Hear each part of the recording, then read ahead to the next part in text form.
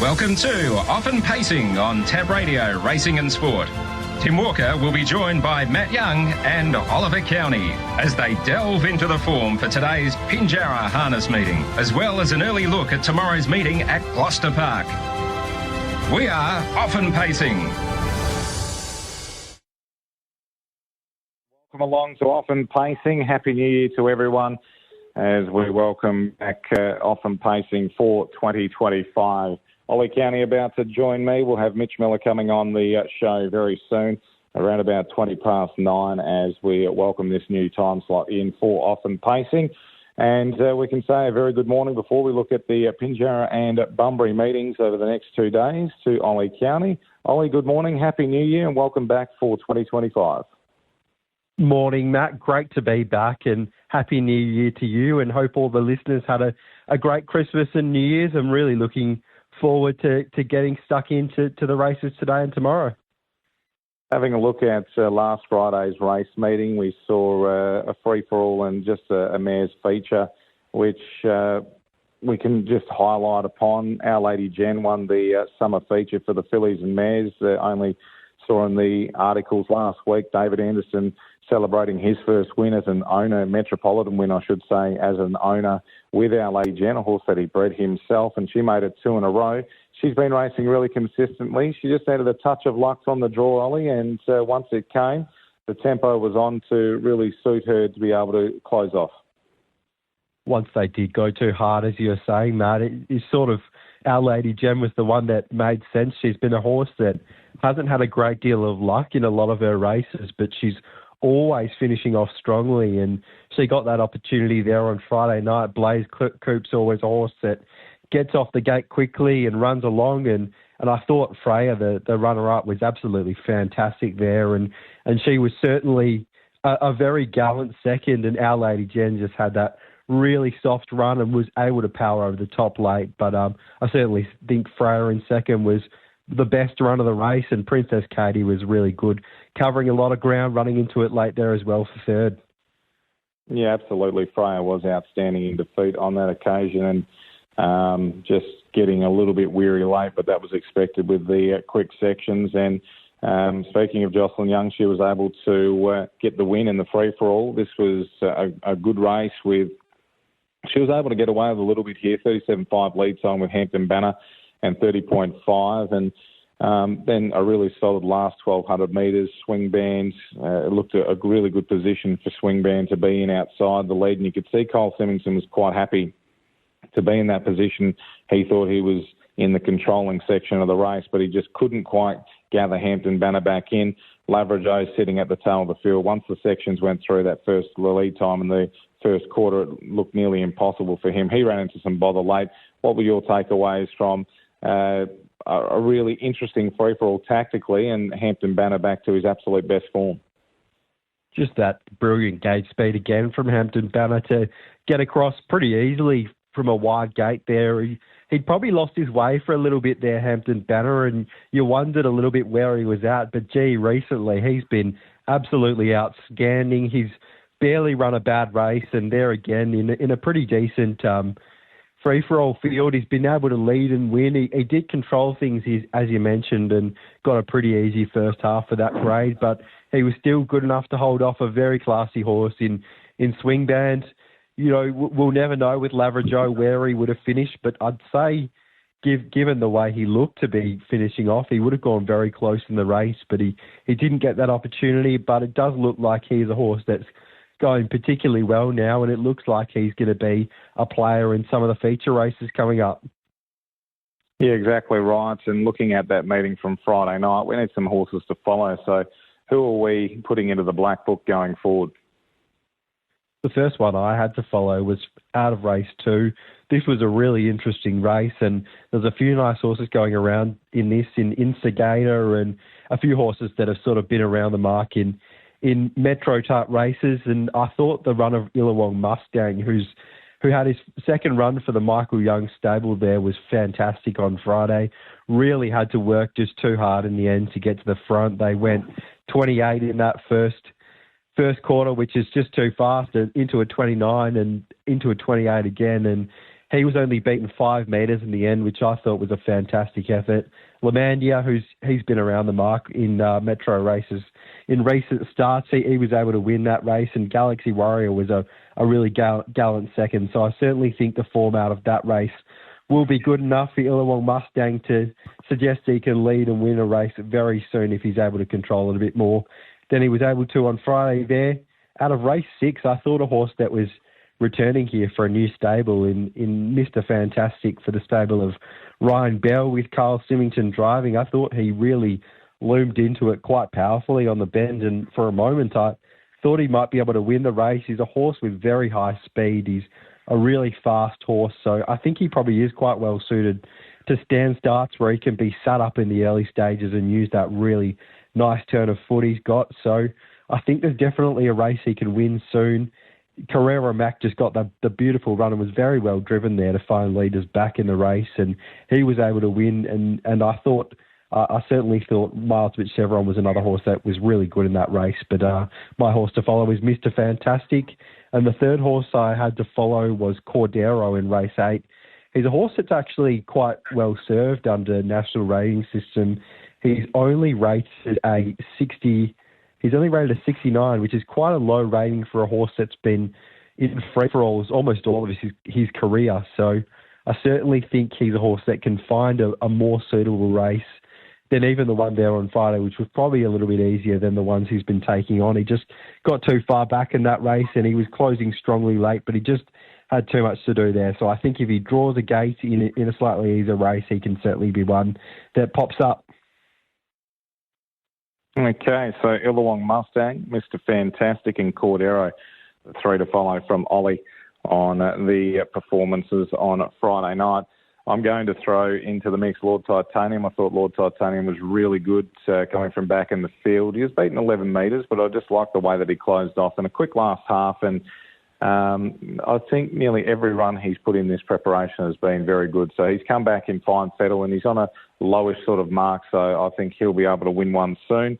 I like the way Master Leighton hit the line just behind them. This is another one that can go back to easier grade than what we saw on Friday night. And I think Master Leighton can run a really good race in his next few. He ran up behind a brick wall at big odds, and Sugar Apple I thought was really good in being able to lead and absorb a lot of pressure and then finish the race off solidly. So those were the 3 that I've marked out of Friday nights to be able to carry on forward. And that's leaving out Freya, but I think, as we mentioned, Ollie, Freya's a horse that I think most people saw from Friday night, and she's going to go around favourite. I do agree with Mr. Fantastic. I thought he was a really good effort on Friday night on his return run. So there was a bit of specking for him at longer odds in that race. It was a really competitive standing start. So Lord Titanium, Master Leighton and Sugar Apple for me, Illawong Mustang, Mr. Fantastic and Cordero for you. There's 9 races at Pinjarra today that we can look at, and we need to be able to identify it down to 3 main betting plays. What races are you looking at here for the Pinjarra meeting today? I was keen to kick things off at Pinjarra today in race 3, and this is certainly a horse that's had a few chances throughout its career. This is a restricted wins race, so you can probably say the same for a few others, but I was really keen to be with Eileen May here. I thought It's Okay to Be Grey would be really hard to beat in this race, but he's now been scratched, so I thought Eileen May could get the lead, could really look to control things in this race, and there doesn't look a great deal of pressure. There doesn't look a lot of horse in this race that'd be able to do work and be at the finish. So I certainly think Eileen May will be really hard to catch if she's able to lead and control the race. She just went hard in the race 2 run back and was beaten by a pretty smart horse in My Silver Spoon. So I certainly don't think that's a kind of knock, and I think most of them are beaten pretty big margins behind him as well. So I was better there, was only beaten a very small margin, and I think she can just look to go one better here and win. I think the biggest danger is definitely I'm Grafter, who will be on her back, and that's a horse that's been really improved in recent starts and could certainly be a danger if the tempo suits for that horse. So I'll be looking to play exotics around those 2, or even spec I'm Grafter if it comes up a big enough price. The next race I was keen to play into was race 5. That race, I thought there's definitely a few chances in this, and the top few go quite well. Then You Came Along is a really nice horse and has taken on pretty strong company. Ultra Lure is another one that has plenty of speed, but I was happy to be with Arian Rock. I think this horse is flying at the moment. Last 2 runs have been fantastic. The run 2 back came from London and was really powering home behind Charco Eagle, who's quite a nice horse in the making. He's really quite a progressive horse. And then last start was another run where it was a very strong field, was beaten by Soho Skyfall and Cabochon, but I think those 2 horses are as good as anything in this field, and they got home 28.5 into a 27.7, which is really a sharp last half. So I think to be making good ground in that last half, we'll see him well served in this race. I'm not too sure how it sets up from gate 6, but I think he could come up an each-way price, and that'll be how he played, and hope for some luck and some tempo on there. And then in race 7, I was keen to just spec to win this race. I was keen to follow up on Mickey Windermere. I think this horse was really good last start to Babylon, did all the work. They went pretty hard, and he just got tired there in the concluding stages. So I certainly think he was entitled to there. He's now 3rd run in his career, so should be better for those first 2 efforts and can find a good position up on speed. And if he can do that, I think he'll prove really hard to beat in that race. And then I was also keen to be with Arise Lazarus, who I think will be a really big price in this race. And his run was super last start. He actually ran past a rival in this race, Hold Your Fire, who does draw better again. But I think Arise Lazarus could be suited by a strong tempo in this race, and if he is, he'll be coming home quite strongly there. So today I was keen to be with race 3, Eileen May, and potentially saving on I'm Grafter. Race 5, I was keen to be with Arion Rock on an each-way basis, and race 7, I was keen to have something on Mickey Windermere and Arise Lazarus. Okay, so there we have it.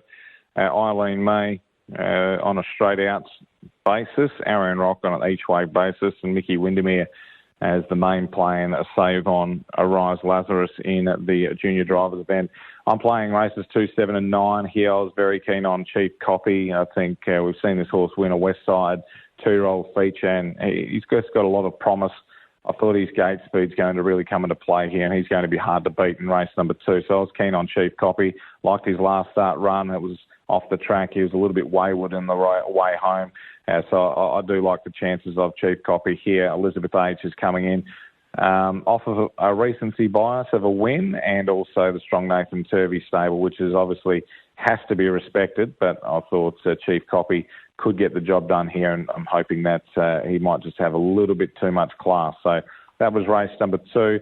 I agree wholeheartedly with you in race 7 that Mickey Windermere can run a really good race. I thought this horse could get a really good run throughout, and if the pace is on with Pinjarra Rocks, who can get a little bit keen, then Mickey Windermere really comes into play. And I too was impressed with the last run, 158.7 in the breeze. It was a warm day, so the times are going to be a little bit quicker, but I thought both performances have been full of merit, and this horse continues to improve off the trials into the races, and it's a nice draw. I think Mickey Windermere can run well. And in race number 9, I liked Great Boulder, he's always a risky type, Great Boulder, but I thought from the back line draw, he could just find his position early. He's got a huge amount of speed, and I think Denny Roberts will just let him loose in the final circuit, and I think he can be too hard to hold out late. So Great Boulder in the last. Mickey Windermere each way in race number 7, and I thought Chief Copy straight out in race number 1. That's looking at the meeting today at Pinjarra, which gets underway at the time of 12:45. Bunbury tomorrow, they've got 8 races, with the first coming up at 4:17. I'm playing the bookend races. Race 1, going with Raja Rocks, who ran into a little bit of bother last start, but that was against a race where we saw it's just a shot away win, and Yawoma was really good in defeat on that occasion. So Raja Rocks ran into a little bit of bother in the concluding stages, and then was still able to sustain a good run and finish 3rd. Bumps into what I think will be likely favourite, Princess Michaela. But in saying that, I think Princess Michaela's been racing a bit easier opposition. Raja Rocks got a really good turn of foot. I think the draw is going to put him close enough, and he'll be very dangerous. So race 1, number 9. And race 8, number 8, Saganda, looks really hard to beat for mine. I think Saganda could nearly sit anywhere in this field and gather them in. Was going to play a real significant role on New Year's Eve before running into a bit of bother. I think the options are there to be able to work off the pegs at some stage and be very hard to beat. So Saganda looks really hard to beat for mine. So race 1, number 9, Raja Rocks, and race 8, number 8, Saganda are my 2 to follow going forward to the Bunbury meeting tomorrow. Ollie, how did you see the meeting? I was keen to have something on one in race 5. I think this is a really interesting little race. We've obviously got Raynette returning, who is a very smart horse, but I was keen to have something on the Kukuri, who I thought was fantastic first run this campaign at Pinjarra. It was a reasonably strong race, and this horse just raced away and scored really easily for a maiden, and then last start was faced by the breeze and battled on really quite strongly there behind Lucky Copy. And I think this horse could come up quite good value. Aidan DeCampo's obviously chosen to drive Lucky Copy in this race, so we might even get some better value on the Kukuri. And I think this horse is better suited to a bigger track, which we have here at Bunbury. He's run at the track before and performed really well behind some nice enough 2-year-olds in that race. So I think in this 3-year-old race, the Kukuri can come up good enough odds for us to play something like 1/4 or 1/3. I think that'll be a really good way to play it. And then in race 6, I was keen to be with one which I think is quite well suited by the NR system in Joe with the Flow. Draws a really low gating here, and his second run for the stable of Donald Harper. So I think he's got good enough gate speed to get across Stellar Edition, who isn't noted for having much gate speed. And if he's able to do that, then he certainly has options from there. Have You Met Ed might be one of the main dangers in Uwoma, who's drawn very awkwardly inside the back row. I certainly think for mine, Joe with the Flow looks clear third pick and can definitely run a place there and can be a potential knockout winning hope. Okay, so race 5. This horse has had more different pronunciations of its name than race starts, but I think Aidan DeCampo told me it was the Cookry or something to that nature. So we'll just say Aidan's horse in race 5, the Cookry, number 5, who looks to be a reasonable value there for Ollie. And race 6, number 2, Joe with the Flow, is a very good front runner and does get into this race quite well. Race 6, number 2, Joe with the Flow. Ollie, thank you very much for your time. Knights of Thunder and Trotters sprint on Friday night, so it's going to be some speedy action. Looking forward to that. Thank you for your time this morning, and we'll chat again to you next week. Thanks, Matt. Looking forward to it. And we're going to take a short break here on Off and Pacing. Mitch Miller the other side. Welcome back to Off and Pacing. We're about to be joined by Mitch Miller, who's got some nice drives today at the Pinjarra program. He joins us now. Very good morning to you, Mitchell. Good morning, Matthew. It's almost a full book, so it'll be a busy day. You've got first drives in race 4, Soho Shakedown. He's a horse that you've got a lot of time for. He's first up coming into this race. What's the confidence levels and what is he showing behind the scenes to suggest a potential winning return? He's probably a few weeks away from sort of being anywhere near his top, Matt. Sort of the options were we either went to trials or just sort of Kim saw this race come up, and he's not a West bred, even though he's only just turned 3. He's a non-West bred, so we don't have to sort of chase the 3-year-old bonuses. So it looked a good assignment for him, and hopefully he hasn't sent the mobile for a little while, but we did know before that he has electric gate speed, and hopefully that's enough to get him across the fence, and he should be forward enough to get the distance pretty well, and it'd be good to have him back. Race number 5, Icy Cold. You tried to hold the front 2 starts ago with her, and she capitulated, and then was a better run last start, 3rd. You come into this race with horses like Then You Came Along, Ultra Allure and Roman Legion, even Arian Rock, and think with the draw and her speed, you can maybe drive her in a bit more of a conservative manner. Is that how you sort of approach this race today? Yeah, definitely, Matt. We gave her one chance to drive her like the best horse in the race, even though we probably knew that she wasn't the horse or capable of doing that.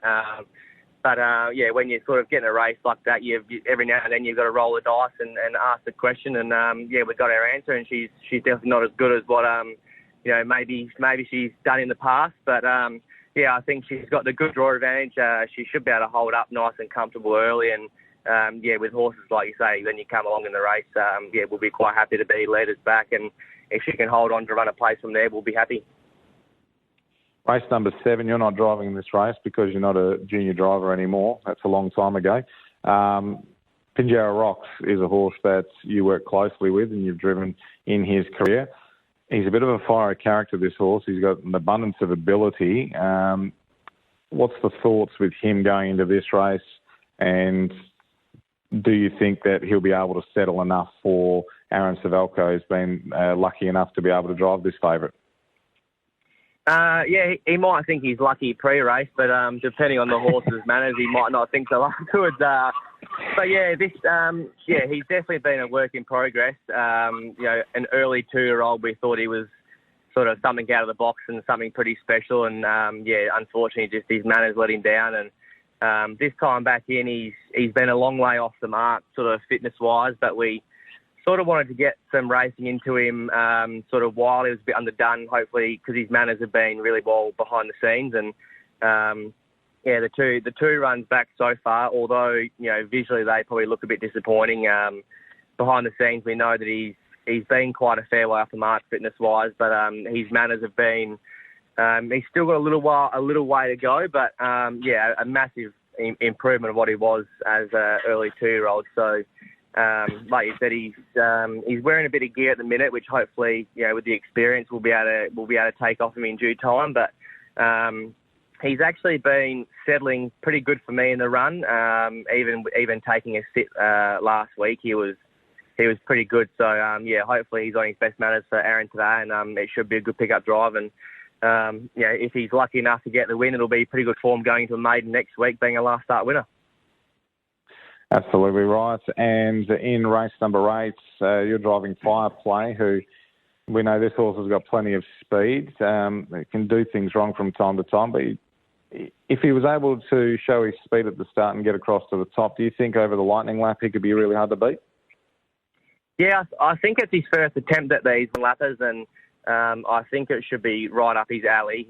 He has known to be a little bit weak sort of in the run to the finish when he has been burnt off the arm from time to time. But, one lap doesn't give him too much excuses of, failing to run out the trip. So usually as long as he makes the green light, he's usually pretty good. It's getting to the green light, a release point, that'll have your heart in your mouth sort of situation. But, when he's on his best behaviour and we do put one on his bum out the gate, he is pretty quick. And he's another one where I think if he did happen to find the rail and not have to do too much, I think he should be pretty hard to beat. Yeah, looks like a decent book today. Not exactly a full book, but a decent book for you. So all the best to you today. What's the best drive for you? Hopefully we get off to a good start, Matty. I'd love to see Shakedown get the money. He's definitely one of my favourites at home. And it's been a quiet week, so I need the cash. A few winners wouldn't go astray, and hopefully get the new year off to a good start. All the best today, mates, and we'll chat again to you very soon. Thanks for your time. Thanks, Matthew. Bye-bye. There we have Mitch Miller joining us here on Off and Pacing on this Monday morning. That is the show for this morning. Thank you very much for your time and joining us. Thank you to Jesse Earnshaw behind the scenes, helping us with what is a busy day here on TAB Radio heading into a race day. So thank you very much for joining us. We'll be back again next week. And don't forget the Knights of Thunder heats this Friday as well as the Trotters Sprint. And so plenty of good racing action going into Friday night as well as Bustleton, and plenty of good racing over the weekend. Good luck and good putting today at Pinjarra. But for now, it's a very good morning here on Off and Pacing.